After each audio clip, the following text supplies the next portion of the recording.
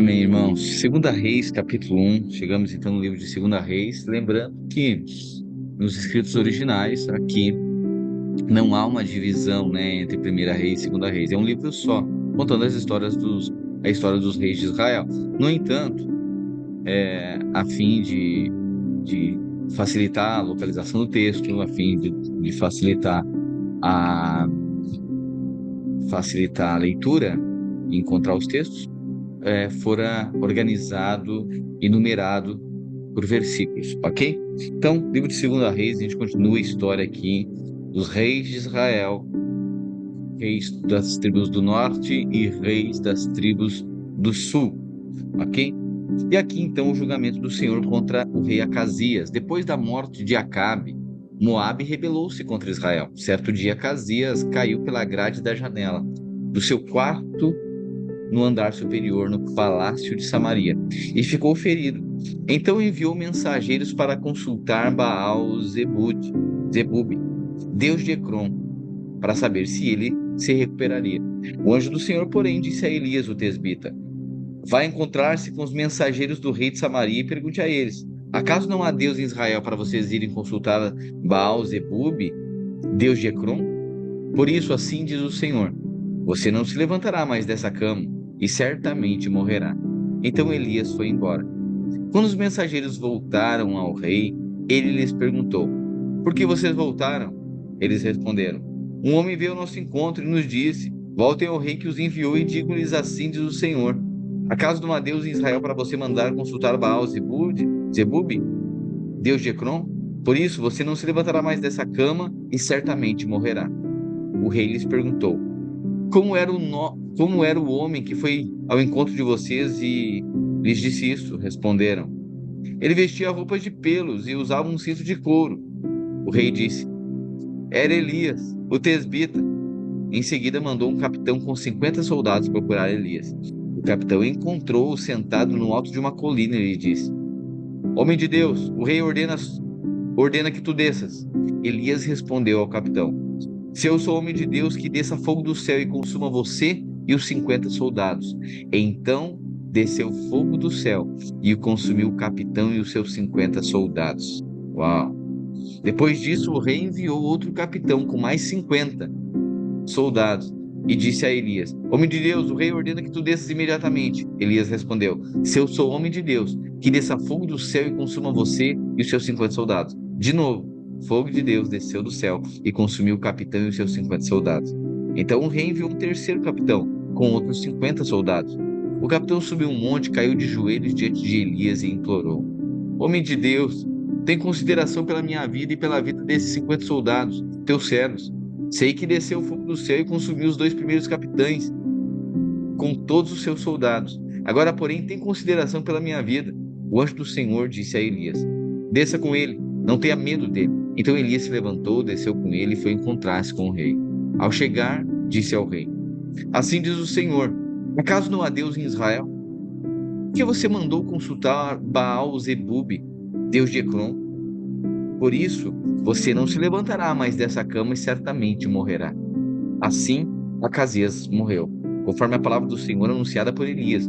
Como não tinha filhos, Zorão reinou em seu lugar no segundo ano do reinado de Jeorão, rei de Judá, filho de Josafá. Os demais acontecimentos do reinado de Acasias e tudo que realizou constam nos registros históricos dos reis de Israel. Quando o Senhor levou Elias aos céus em um redemoinho, aconteceu o seguinte: Elias e Eliseu saíram de Gilgal. Então Elias disse a Eliseu: Fique aqui, pois o Senhor me enviou a Betel. Eliseu, porém, disse: Tão certo como vive o Senhor e como tu vives, não te deixarei ir só. Então desceram a Betel.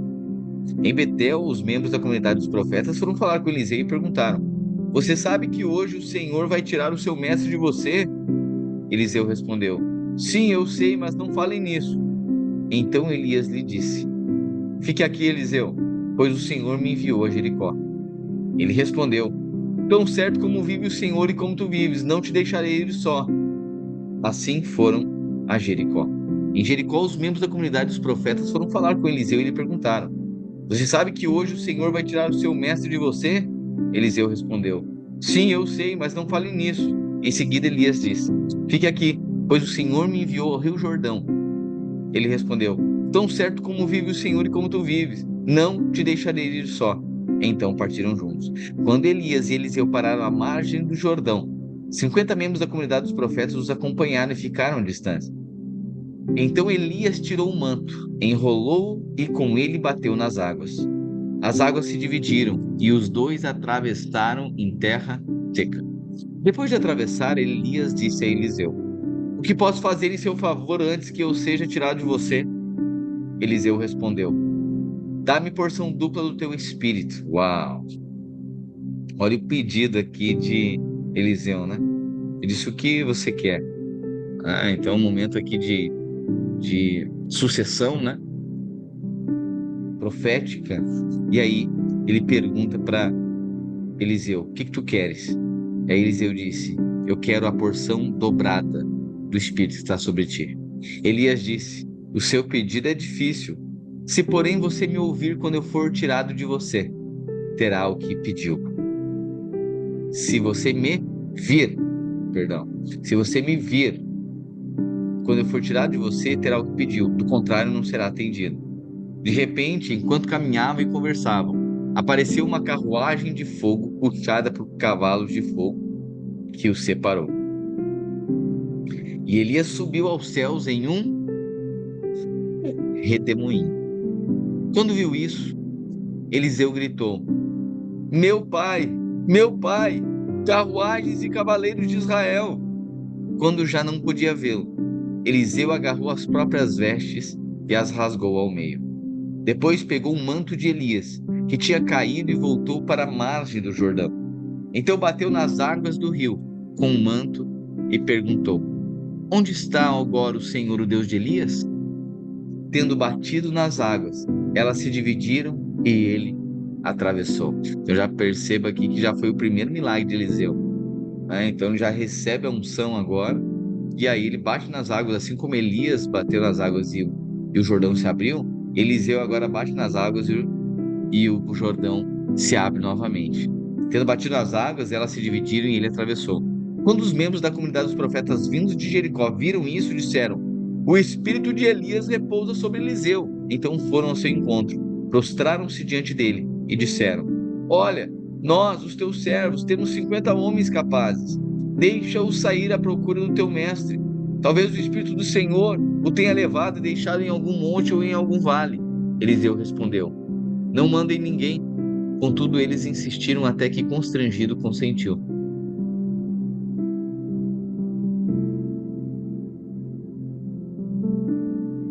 Podem mandar os homens. Então mandaram 50 homens, que procuraram Elias por 3 dias, mas não o encontraram.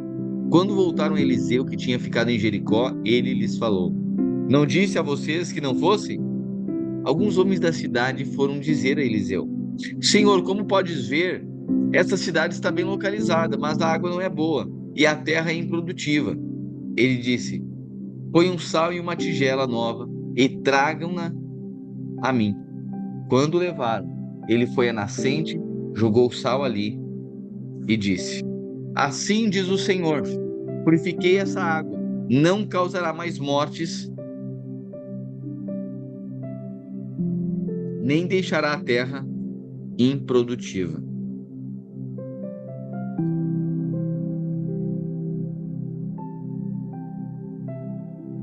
A água permanece pura até o dia de hoje, conforme a palavra de Eliseu. Deixa eu ver se encontro algo aqui para você.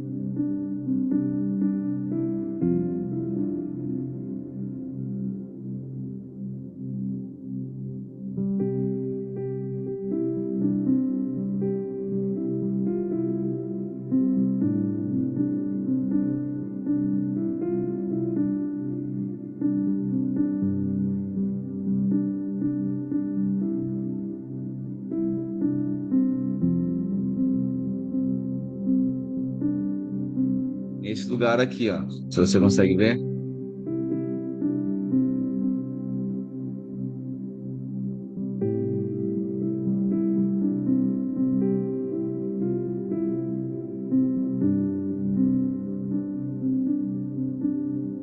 Está a fonte de Eliseu. É exatamente esse lugar aqui, ó.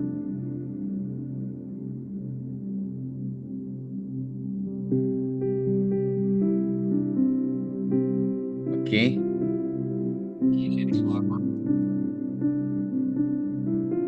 Aqui, ó. Toma água. Quero água. Toma água.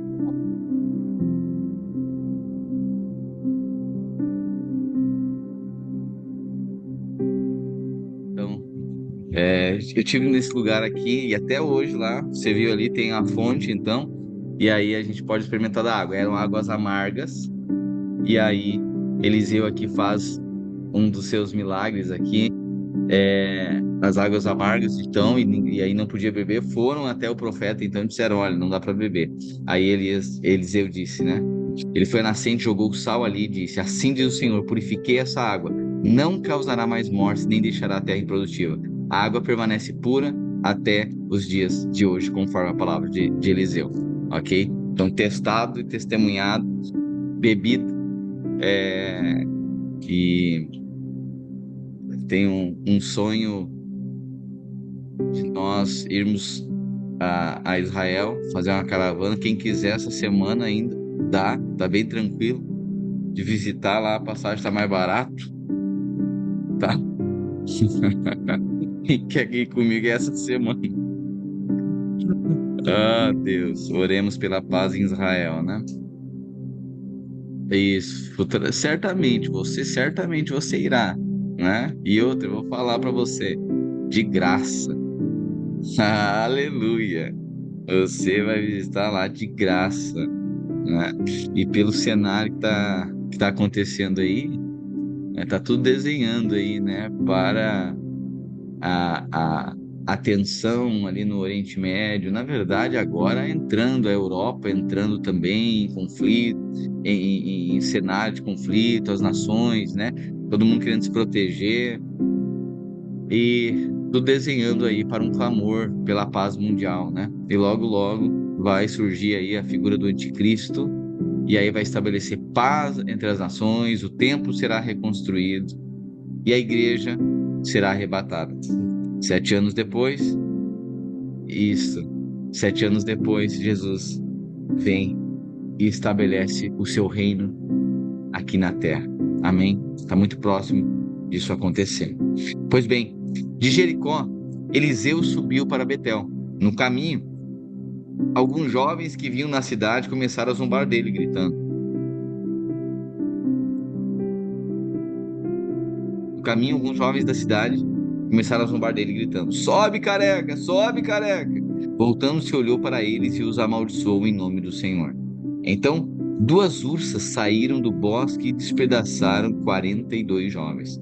De Betel, prosseguiu até o Monte Carmelo e dali voltou para Samaria.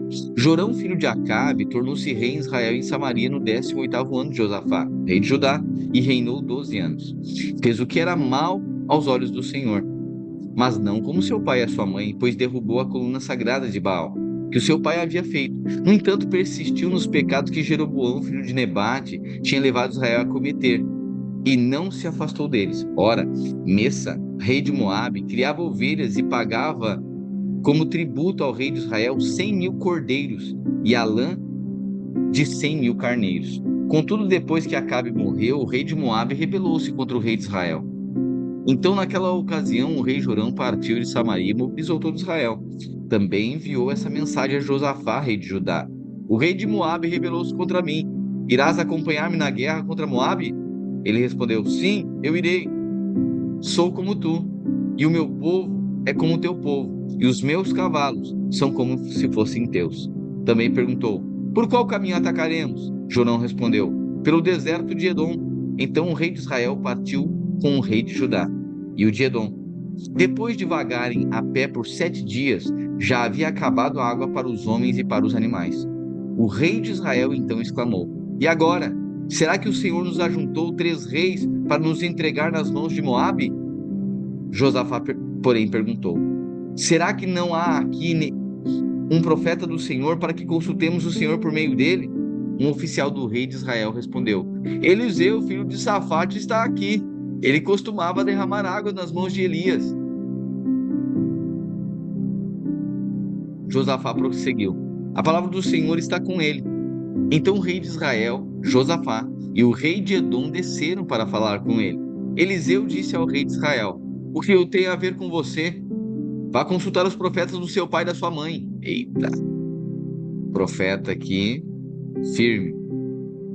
O rei de Israel, porém, insistiu: não, pois foi ao Senhor que nos ajuntou 3 reis para entregar-nos nas mãos de Moabe. Então Eliseu disse: tão certo como vive o Senhor dos Exércitos, a quem sirvo, se não fosse por respeito a Josafá, rei de Judá, eu não olharia para você, nem mesmo lhe daria atenção. Agora me tragam um músico. Enquanto o músico tocava, a mão do Senhor veio sobre Eliseu, e ele disse: assim diz o Senhor, cavem muitas cisternas deste vale, pois assim diz o Senhor, vocês não verão vento nem chuva. Contudo, este vale ficará cheio de água, e vocês, os seus rebanhos e os seus outros animais beberão. Mas para o Senhor isso ainda é pouco. Ele também entregará Moabe nas suas mãos. Vocês destruirão todas as cidades fortificadas e todas as suas cidades importantes. Derrubarão todas as melhores árvores, taparão todas as fontes e destruirão com pedras todas as terras férteis. No dia seguinte, na apresentação da oferta da manhã, a água veio descendo da direção de Edom e alagou a região. Quando os moabitas ouviram que os reis tinham vindo para atacá-los, todos que eram capazes de empunhar armas, do mais jovem ao mais velho, foram convocados e posicionaram-se na fronteira. Ao se levantarem bem cedo na manhã seguinte, o sol refletia na água. Para os moabitas, a água pareceu vermelha como sangue. Então gritaram: é sangue! Os reis lutaram entre si e se mataram. Agora ao saque, Moabe! Quando, porém, os moabitas chegaram ao acampamento de Israel, os israelitas os atacaram e os puseram em fuga. Entraram no território de Moabe e os arrasaram. Destruíram as cidades e cada homem atirou uma pedra sobre todas as terras férteis até cobri-las. Taparam todas as fontes e derrubaram todas as melhores árvores. Somente Kir-Haresete ficou com as pedras no lugar, mas homens armados de atiradeiras a cercaram e também a atacaram. Quando o rei de Moabe viu que estava perdendo a batalha, reuniu 700 homens armados de espada para forçar a passagem e alcançar o rei de Edom, mas fracassou. Então pegou seu próprio filho primogênito, que havia sucedê-lo como rei, e o ofereceu em holocausto sobre o muro da cidade. Isso trouxe grande ira. Meu Deus do céu, olha que loucura! Ó Deus!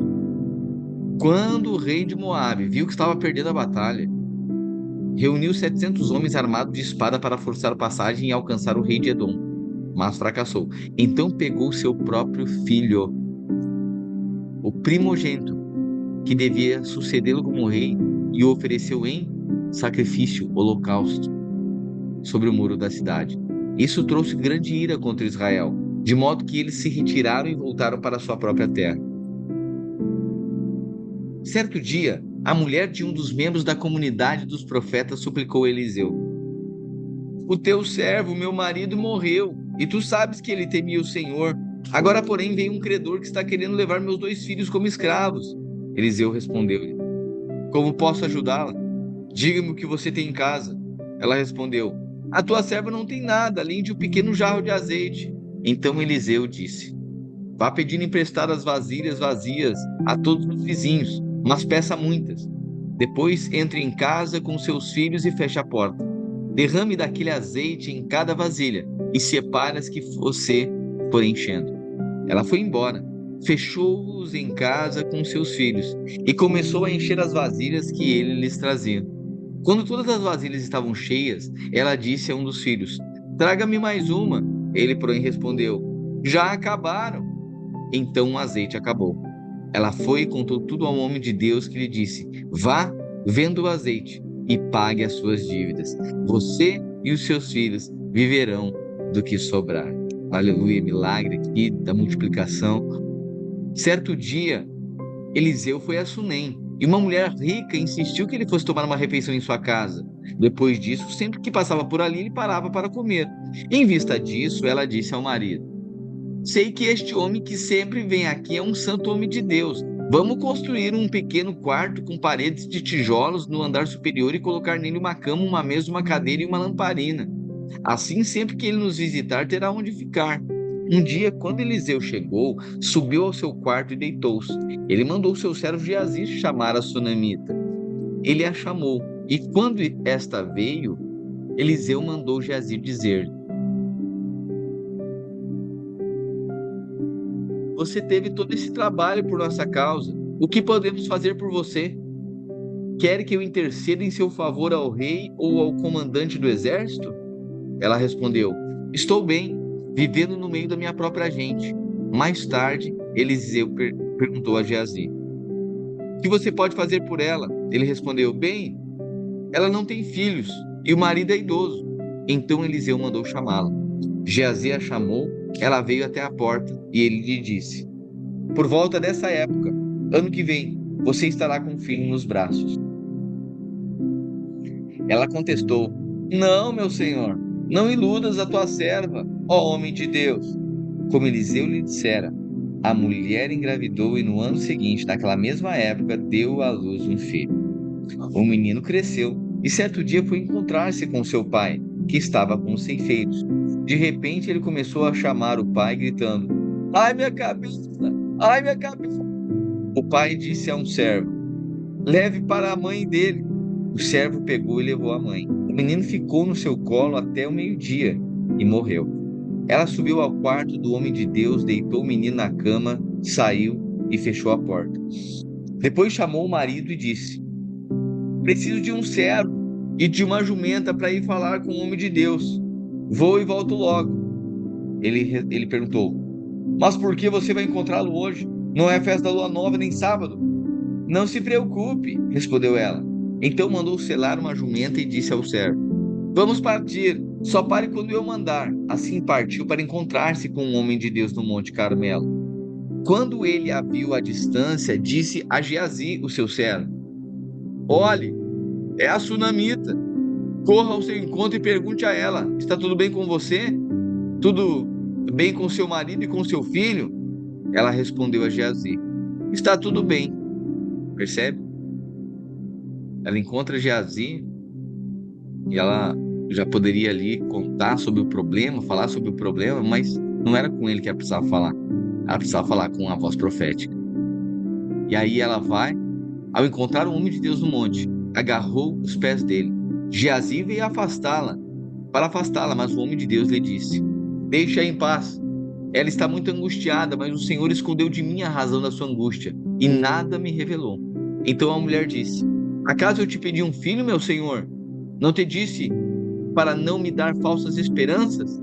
Eliseu disse a Geazi: Põe a capa por dentro do cinto, pegue o meu cajado e corra.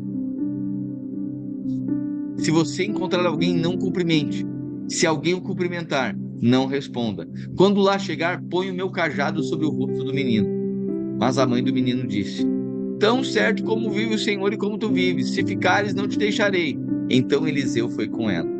Geazi pegou primeiro e pôs o cajado sobre o rosto do menino. Mas ele não falou nem reagiu. Então Geazi voltou para encontrar-se com Eliseu e lhe disse: O menino não despertou. Quando Eliseu chegou à casa, lá estava o menino morto, estendido na cama. Ele entrou, fechou a porta, ficando só ele e o menino, e orou ao Senhor. Depois subiu na cama e deitou-se sobre o menino, pondo a boca sobre a dele, os olhos sobre os dele e as mãos sobre as dele. Enquanto se debruçava sobre ele, o corpo do menino ia se aquecendo. Então Eliseu se levantou e se pôs a andar pela casa de um lado para o outro. Depois subiu à cama e debruçou-se mais uma vez sobre ele. O menino espirrou 7 vezes e abriu os olhos. Eliseu chamou Geazi e lhe disse: Chame a sunamita. Ele assim o fez. Quando ela chegou, Eliseu disse: Pega o seu filho. Ela entrou, prostrou-se aos seus pés, curvando-se até o chão. Em seguida, pegou o filho e saiu. Meu Deus. Eliseu agora ressuscita, né, o filho da sunamita. Depois Eliseu voltou a Gilgal. Neste tempo, a fome assolava a região. Quando os membros da comunidade dos profetas estavam reunidos com ele, ordenou ao seu servo: Põe o caldeirão no fogo e faça um ensopado para estes homens. Um deles foi ao campo para apanhar ervas e encontrou uma videira silvestre. Apanhou alguns dos frutos e encheu deles o seu manto. Quando voltou, cortou-os em pedaços e colocou num caldeirão ensopado, embora ninguém soubesse o que era. O ensopado foi servido aos homens, mas logo que o provaram, gritaram: Homem de Deus, a morte na panela! Assim não puderam mais comê-lo. Então Eliseu pediu um pouco de farinha, colocou no caldeirão e disse: Sirvam a todos. Deste modo, já não havia nada no caldeirão que lhes pudesse fazer mal. Outro milagre aqui, né? Anulou aqui, Eliseu anula o poder tóxico, né, daquela planta. Um homem veio de Baal Salisa, trazendo ao homem de Deus 20 pães de cevada, feitos dos primeiros grãos da colheita, e também algumas espigas verdes. Então Eliseu ordenou ao seu servo: Sirva a todos. O auxiliar de Eliseu perguntou: Como poderei servir isso a 100 homens? Eliseu, porém, respondeu: Sirva a todos, pois assim diz o Senhor: Eles comerão e ainda sobrará. Então ele serviu, todos comeram e ainda sobrou, conforme a palavra do Senhor. Naamã, comandante do exército do rei de Arã, era um homem importante para o seu senhor e bastante respeitado, pois por meio dele o Senhor dera vitória a Arã. Mas esse guerreiro valente sofria de lepra. Então tem um general aqui que estava sofrendo de lepra. Ora, tropas de Arã haviam atacado Israel e levado cativo uma menina que passou a servir a mulher de Naamã. Um dia ela disse à sua senhora: Olha só, as tropas de Arã haviam atacado Israel e levado cativa uma menina, uma hebreia, certo? Levaram uma menina escrava para servir a mulher de Naamã. Olha essa menina, imagina os sonhos dessa menina. É levada escrava pelos inimigos, vai servir agora na casa do general. Não tem chance, ela não tem escolha. E parece que, como que Deus vai cumprir o propósito na vida dela? Parece que é inútil, né? Mas um dia ela disse à sua senhora: se o meu senhor procurasse o profeta que está em Samaria, ele o curaria da sua lepra. Essa aqui foi a frase da menina. Sabe? Todo um plano de Deus para, no momento certo, a menina falar somente uma frase. Se o meu senhor soubesse que há profeta em Israel. Se o meu senhor soubesse. Se procurasse o profeta, ele o curaria da sua lepra.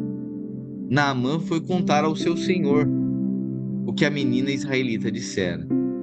O rei de Arã respondeu: Vá, eu darei uma carta que você entregará ao rei de Israel.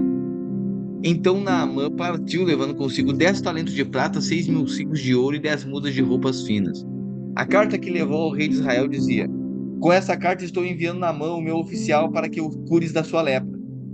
Assim que o rei de Israel leu a carta, rasgou suas vestes e disse: Por acaso sou Deus capaz de conceder vida ou morte? Por que este homem me envia alguém para que eu o cure da sua lepra? Vejo como ele procura um motivo para se desentender comigo. Quando Eliseu, o homem de Deus, soube que o rei de Israel havia rasgado suas vestes, mandou-lhe essa mensagem: Por que rasgaste as tuas vestes? Envia o homem a mim, e ele saberá que há profeta em Israel. Meu Deus. Então Naamã, oficial do exército, cheio de pompa, de glória, foi com seus cavalos e carruagens e parou à porta da casa de Eliseu. Imagina, vem uma comitiva presidencial, vem uma comitiva de gente importante, gente influente, gente política, e para na porta do profeta. Imagina, você não acolheria, receberia com honra, prepararia o melhor? Pois é, Eliseu enviou um mensageiro que lhe dissesse: vai, lave-se 7 vezes no rio Jordão, a sua pele será restaurada e você ficará purificado. Não, peraí. Naamã agora, isso aqui confunde, porque chega a comitiva do general na casa do profeta, e aí o profeta nem sequer recebe, manda o guri, o servo Geazi, diz o seguinte: manda ele tomar banho no rio lá 7 vezes, para quebrar o orgulho de toda pessoa que acha que merece ser bem tratada, né? Deus aqui estava ferindo o orgulho de Naamã, que Deus resiste ao soberbo, mas concede graça para aquele que é humilde. Então Naamã, ele chega, está esperando ser, no mínimo, que esse profeta venha falar com ele. O profeta manda um guri conversar com ele. E aí, Naamã foi com seus cavalos, o cavalo parou à porta. Eliseu disse: vai, lave-se 7 vezes no rio Jordão, e a sua pele será restaurada e você ficará purificado. Naamã, porém, ficou indignado e saiu dizendo: eu estava certo de que ele sairia para me receber, invocaria em pé o nome do Senhor, o seu Deus, moveria a mão sobre o lugar afetado e me curaria da lepra. Ou seja, presunção aqui de Naamã, né? No mínimo esse cara viria aqui me receber, ele estenderia a mão, oraria por mim, e aí eu seria curado. Mas não desse jeito aí. Então Deus estava tocando no orgulho de Naamã.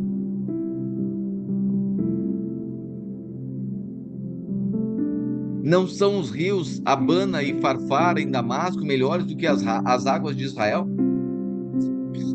Será que eu não poderia me lavar neles e ser purificado? Deu meia volta e foi embora dali furioso. Os seus servos foram até ele e disseram: meu pai, se o profeta tivesse pedido alguma coisa difícil, o Senhor não faria? Muito mais quando ele apenas diz: lave-se e seja purificado. Assim ele desceu ao Jordão, mergulhou 7 vezes conforme a ordem do Senhor Deus, e foi purificado. Aleluia. A sua pele tornou-se como de uma criança. Então Naamã e toda a sua comitiva voltaram à casa do homem de Deus. Ao chegar diante do profeta, Naamã lhe disse: agora sei que em toda a terra não há Deus, senão em Israel. Por favor, aceita um presente do teu servo. O profeta respondeu: tão certo como vive o Senhor a quem sirvo, não aceitarei nada. Embora Naamã insistisse, ele recusou. Naamã disse: já que não aceitas o presente, ao menos permite que eu e 2 mulas carregadas de terra, que eu leve 2 mulas carregadas de terra, pois o teu servo nunca mais fará holocaustos e sacrifícios a nenhum outro Deus senão o Senhor. Que o Senhor, porém, me perdoe por uma única coisa: quando o meu Senhor vai se ajoelhar no templo de Rimom, eu também tenho que me ajoelhar ali, pois ele se apoia no seu braço, no meu braço. Que o Senhor perdoe teu servo por isso. Eliseu disse: vai em paz. Quando Naamã já estava a certa distância, Geazi, servo de Eliseu, o homem de Deus, pensou: o meu senhor foi bom demais para Naamã, aquele arameu, não aceitando o que ele ofereceu. Tão certo como vive o Senhor, correria atrás dele para ganhar alguma coisa. Eita! Aqui vai Geazi tentar fazer um comércio, né? Tentar conquistar algum benefício. Ele diz: olha, Naamã, querendo retribuir a cura que ele recebeu, eu queria dar alguma coisa para o meu rei, mas ele não quis. Então, quer saber? Eu quero. Tá bom. Ele corre para alcançar Naamã, que, vendo-se aproximar, desceu da carruagem para encontrá-lo e perguntou: está tudo bem? Geazi respondeu: sim, tudo bem. O meu senhor enviou-me para dizer que 2 jovens, membros da comunidade dos profetas, acabaram de chegar, vindo dos montes de Efraim. Por favor, dê-lhes um talento de prata e 2 mudas de roupa fina. Claro, Leve 2 talentos, respondeu Naamã. Ele insistiu com Geazi para que os aceitasse e colocou os 2 talentos de prata em 2 bolsas, com as 2 mudas de roupa, entregando tudo a 2 dos seus servos, os quais foram à frente de Geazi, levando as bolsas. Quando Geazi chegou à colina, pegou as bolsas das mãos dos servos e as guardou em casa. Mandou os homens de volta e eles partiram. Depois entrou e apresentou-se a Eliseu, o seu senhor. Este perguntou: Onde você esteve, Geazi? Geazi respondeu: O teu servo não foi a lugar algum. Eliseu, porém, lhe disse: Você acha que eu não estava com você em espírito quando o homem desceu da carruagem para encontrar-se com você? Meu Deus.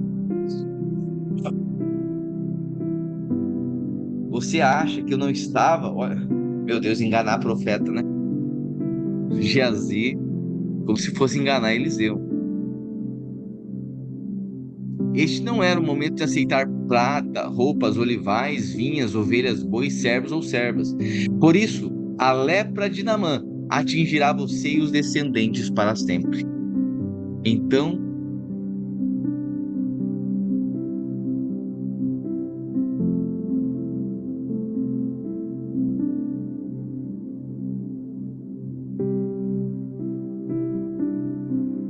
Geazi saiu da presença de Eliseu, já branco como a neve por causa da lepra.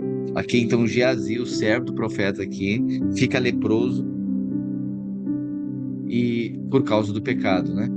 Os membros da comunidade dos profetas disseram a Eliseu: Como vês, o lugar onde vivemos contigo é pequeno demais para nós. Olha agora. Os membros da comunidade dos profetas, ou seja, os discípulos dos profetas, certo? Aqueles que andavam ali, cada profeta, assim como Jesus, o mestre, né, tinha discípulos. Na época, os profetas também tinham discípulos. Então, eles eram da escola, da comunidade dos profetas, ok? Em determinado momento, os membros dessa comunidade disseram a Eliseu: Ô Eliseu, como tu está vendo, o lugar onde vivemos contigo é pequeno demais para nós. Sabe aquela coisa, quando a gente começa a se comparar com aqueles que sempre pavimentaram um caminho para nós e são um lugar de refúgio, de orientação. Mas em determinado momento, a tendência é de que a gente aprenda tanto, aparentemente saiba tanto, que a gente faz um julgamento e se acha igual. É justamente isso que acontece. Eles dizem, né? O lugar de onde vivemos contigo é pequeno demais para nós. Ele está dizendo: quer saber? Ele tem as ideias dele, eu tenho as minhas. Ele tem uma maneira de liderar, eu tenho outra. A gente já aprendeu tanta coisa aqui, eu acho que não faz mais sentido estar junto, né? Então o que eles disseram? Tá pequeno demais o lugar para nós, né? Esse é um grande perigo, né, da vida. Um grande perigo da vida mesmo, né? De não perceber a unção, a honra, né? E aí os discípulos dos profetas, eles dizem: não, tá. Eliseu tem as decisões dele, nós temos as nossas. O lugar tá apertado para nós, acho que não cabe todo mundo, acho que eu vou tocar minha vida sozinho, acho que eu vou tocar meu ministério sozinho, acho que não preciso mais estar junto. Tá muito apertado aqui, a gente tá entrando em conflito. Aí, então eles disseram: Como tu vês, o lugar está apertado para nós. Nós vamos ao Rio Jordão, onde cada um de nós poderá cortar um tronco para construirmos ali um lugar para morar. Tá? Então nós vamos ali perto do Rio Jordão. Eliseu disse: Pode ir. Meu Deus, é horrível ser abandonado, né? É horrível ser deixado. Mas Eliseu é alguém bem resolvido. Não queria mais ficar contigo, Eliseu. Tá tendo aqui uma incompatibilidade, né? Eu acho que a gente não tá mais se acertando, como se fossem iguais, né? É isso que eles chegam a essa conclusão. Tá bom. Eliseu disse: Tá bom, podem ir. Então um deles, né, um pouco mais lúcido, assim, um pouco mais sóbrio, disse: Não gostaria de ir com teus servos? Eliseu, de forma humilde, disse: Sim, gostaria. Então Eliseu os acompanhou. Imagina, gente, no momento de ser deixado, eu não acompanharia. Eu disse: vocês querem ir? Mas Eliseu, extremamente humilde aqui, eles fazem o convite, lançam, né, primeiro a sentença, dizendo: olha, nós vamos para outro lugar, nós não queremos mais ficar contigo. Tá bom. Eliseu disse: tá bom. E, e outra, é,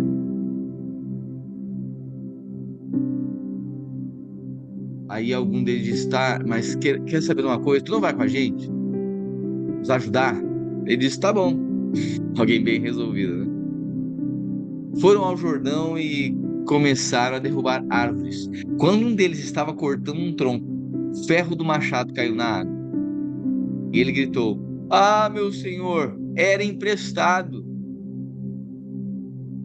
Então, às vezes, né, essa grande tendência, né, de nós, em algum momento, acharmos que dá para tocar sozinho. Isso aqui toda adolescente muitas vezes passa, né? Ah, acho que vou tocar minha vida sozinho. Dentro de um casamento, isso é um pensamento, é, ele é um pensamento é, frequente na mente de um dos cônjuges, né? Em algum momento, isso, quer saber? Acho que a gente não tá mais se fechando, as coisas não estão ficando bem ajustadas. Quer saber? Eu acho que eu vou tocar sozinho. Eu acho que eu vou, né, o lugar aqui tá muito apertado para nós, a gente não tá se entendendo, então eu vou buscar um lugar confortável para mim, eu vou buscar os meus direitos, tá bom. Só que eu vou fazer uma vida nova, vida do meu jeito. Ah, é? Tá bom. Mas aí a pessoa começa a fazer, mas começa através da experiência dos outros, do machado dos outros, não é a sua. Então é aquela coisa, eu falo porque falo algo que eu ouvi do outro. Eu uso os fundamentos do outro, as interpretações do outro. O machado é emprestado. Sabe que às vezes a gente quer fazer revoluções, né? Só porque a gente está com o machado emprestado. O que é o machado emprestado? É o aluguel que a gente não está pagando porque tem alguém pagando para nós. É a gente não sofrendo uma pressão porque tem alguém sofrendo por nós. São pressões, são desafios. E aí a tendência é achar que tá tudo apertado, como se fosse todo mundo igual.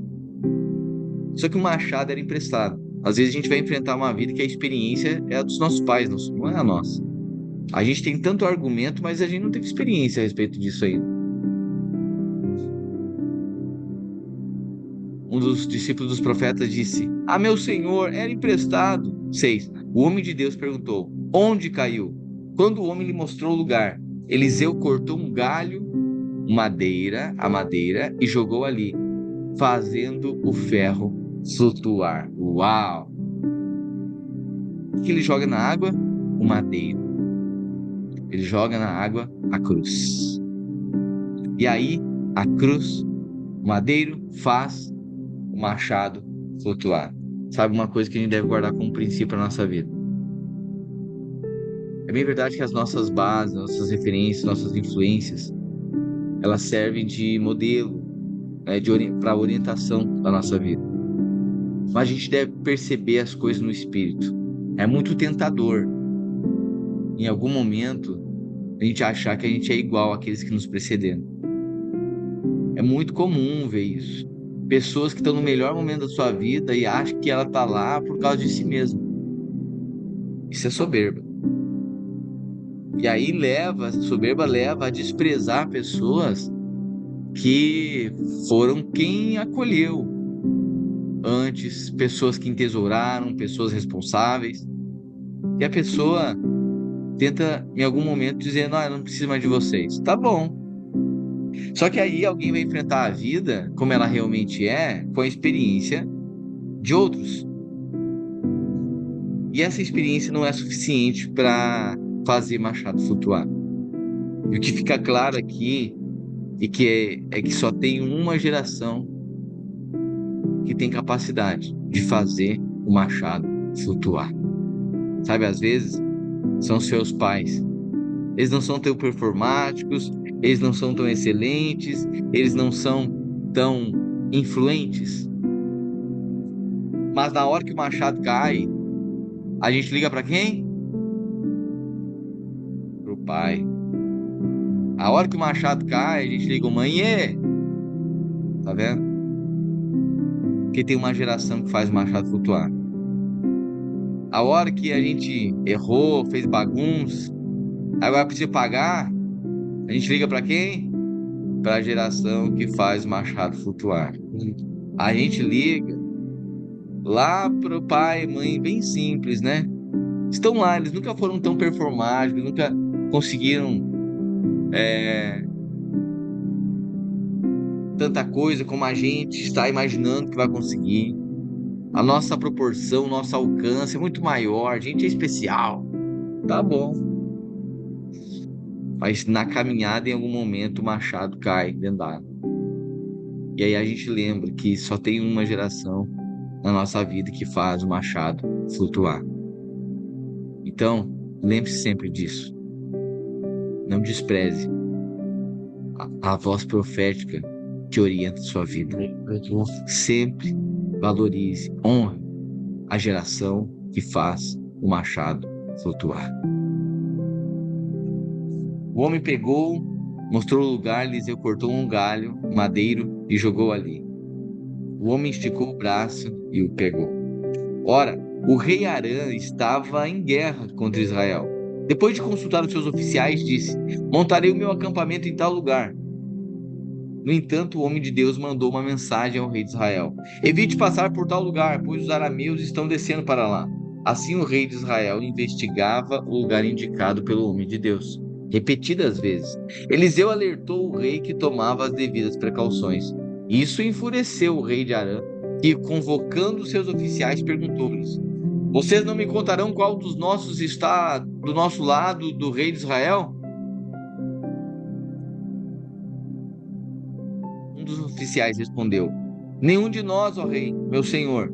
É Eliseu, o profeta que está em Israel, que conta ao rei de Israel até as palavras que tu falas no teu quarto. O rei ordenou: vão e descubram onde ele está, para que eu mande capturá-lo. Quando informaram de que o profeta estava em Dotã, o rei enviou para lá uma grande tropa com cavalos e carros de guerra. Ou seja, agora vão pegar o profeta, certo? Eles chegaram de noite e cercaram a cidade. Ok? O exército inimigo vai agora para capturar o profeta. O servo do homem de Deus, ou seja, Geazi, levantou-se bem cedo pela manhã. Imagina o seguinte: os caras foram, o exército inimigo foi, rodearam a casa de Eliseu para capturá-lo. Geazi acorda de manhã bem cedo. Quando saía, viu que uma tropa com cavalos e carros de guerra havia cercado a cidade. Peraí. O guri tá lá limpando o olho, lavando o olho, dá uma olhada e diz: meu Deus do céu. Em volta da casa, todo o exército inimigo. Imagina o pavor. Hã? Imagina você acordar, abrir a janela, tá os inimigos lá, um exército enorme. Geazi não entende nada. Então ele exclamou: ai, meu senhor, o que faremos? O profeta respondeu: não tenha medo. Aqueles que estão conosco são mais numerosos do que eles. Meu Deus, aleluia. O profeta respondeu: não tenha medo, aqueles que são conosco são mais numerosos que eles. Então Eliseu orou: Senhor, abra os olhos dele para que veja. O Senhor abriu os olhos do servo, que olhou e viu as colinas cheias de cavalos e carruagens de fogo ao redor de Eliseu. Quando os arameus desceram na direção de Eliseu, ele orou ao Senhor: fere este povo de cegueira. Então ele os feriu de cegueira, conforme Eliseu havia pedido. Então Eliseu lhes disse: este não é o caminho, nem é esta cidade. Sigam-me, e eu os levarei ao homem que vocês estão procurando. Ele os guiou até a cidade de Samaria. Assim que entraram na cidade, Eliseu disse: Senhor, abre os olhos destes homens para que possam ver. Então o Senhor abriu-lhe os olhos, e eles viram que estavam dentro de Samaria. Quando o rei de Israel os viu, perguntou a Eliseu: Devo matá-los, meu pai? Devo matá-los? Ele respondeu: Não. O rei costuma matar prisioneiros que captura com a espada e o arco. Ordene que eles sirvam comida e bebida, e deixe que comam, bebam e voltem ao seu senhor. Então o rei preparou um grande banquete, e terminando eles de comer e beber, mandou-os de volta para o seu senhor. Assim, as tropas de Arã pararam de invadir o território de Israel. Algum tempo depois, Ben-Hadad, rei de Arã, mobilizou todo o seu exército e cercou Samaria. O cerco durou tanto, olha agora, que causou tanta fome que uma cabeça de jumento chegou a valer 80 siclos de prata, ou seja, 920 gramas de prata, e uma caneca de esterco de pomba, 5 peças de prata. Um dia, quando o rei de Israel inspecionava os muros da cidade, uma mulher gritou para ele: Socorro, ó rei, meu senhor! O rei respondeu: Se o senhor não a... O rei respondeu: Se o senhor não a socorrer, como poderia ajudá-la? Acaso há trigo na eira ou vinho no lagar? Contudo, ele perguntou: Qual é o problema? Ela respondeu: Esta mulher me disse: Vamos comer o seu filho hoje e amanhã comeremos o meu. Então cozinhamos o meu filho e o comemos.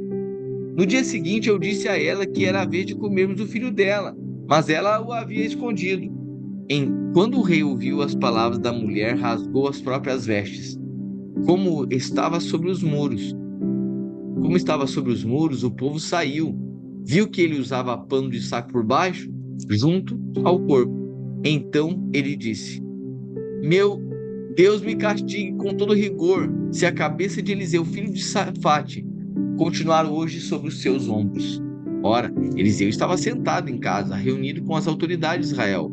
O rei havia mandado mensageiros à sua frente, mas antes que ele chegasse, Eliseu disse às autoridades: Aquele assassino mandou alguém para me cortar a cabeça. Quando o mensageiro chegar, fechem a porta e mantenham-na trancada. Vocês não estão ouvindo os passos do seu senhor. Vocês não estão ouvindo os passos do seu senhor que vem atrás dele? Enquanto ainda lhes falava, o mensageiro chegou. Na mesma hora, o rei disse: Esta desgraça vem do Senhor. Por que devo ainda ter esperança do Senhor?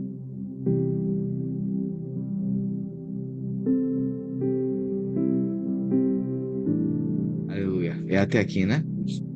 Amém. É até aqui.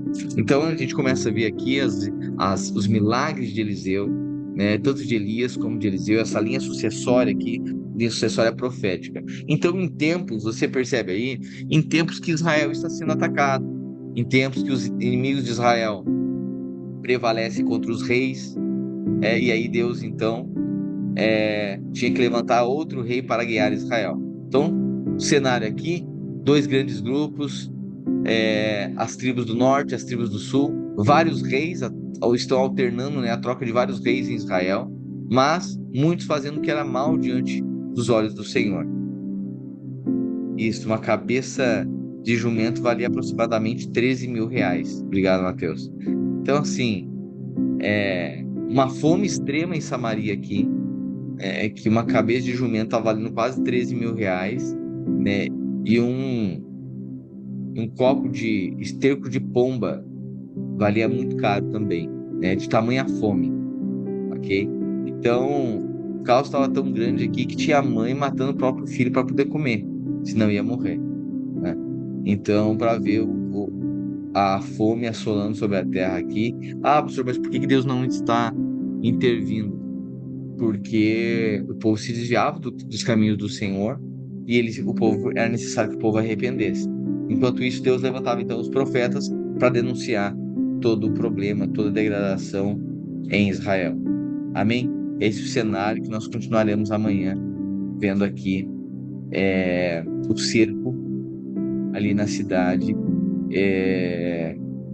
ali nas cidades também, e também as intervenções de Deus por meio dos profetas. Amém? Graça e paz, uma boa tarde para você, que a palavra fique impregnada sempre no seu coração, né? E que seus olhos estejam abertos para ver que parece que você está cercado, mas você está guardado pelo Senhor. Era isso que o profeta estava dizendo para Geazi: Ó Senhor, abra os olhos dele para ver que parece que eu estou cercado, mas na verdade eu estou guardado. Existia por trás daquele exército natural, existia um exército muito maior que estava guardando. Sempre lembre que existe um exército muito maior guardando a sua vida. Amém?